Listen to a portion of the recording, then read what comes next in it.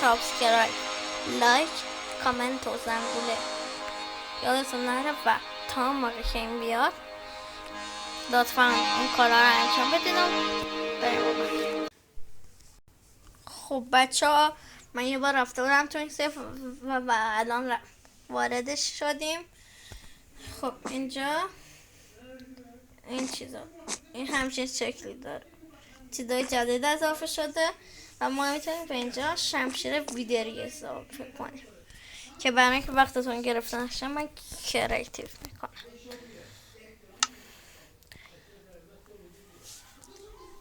ترکیب اینا میشه یه شمشیر ویدری این شکله.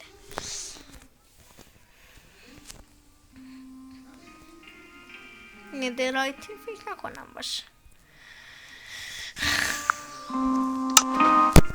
من اینا رو توی پیج روبیکون میذارم. رفتیم بریم تو. خب بذاریم بچه. خب چی؟ بچه ها اینجا خیلی شمشیر جدید اضافه شده. واو بچه ها یه موضوع که خیلی قشنگ میخواستی بر زراحت اینو براتون پیشنهاد میکنم. ببینید بعد شلوار دایموندی ببینید چقدر زیبا. این فقط برای آن استفاده چه شکلی نشونم میده اما بدش کن. خب بزنیم شمشیر چی داره. این چه شمشیریه؟ بکنم شمشیر همون شمشیر هست. بزنم نوشته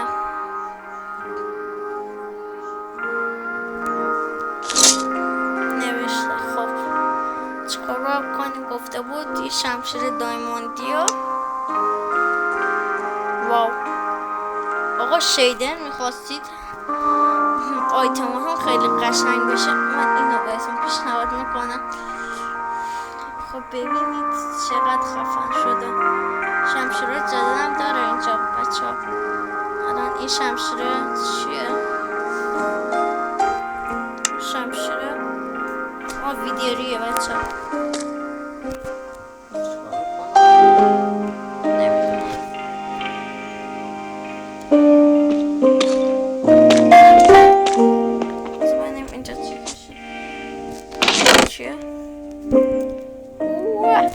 چقدر چیزای خفن داره اینجا.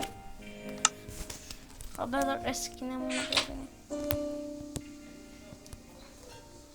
این ماتباک همه چی داره بچه ها. چیزای قشنگ وسایل قشنگ یعنی اگه وسایل شیدری میخواستید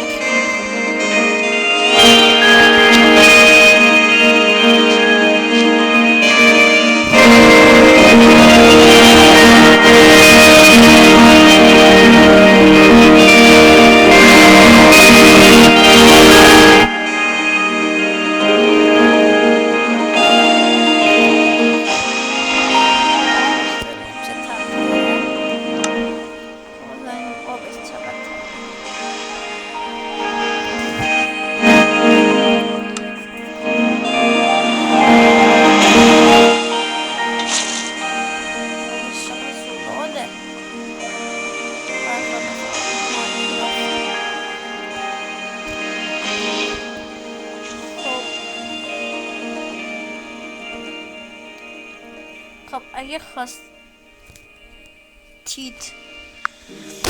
همچین ماتبکی داشته باشید من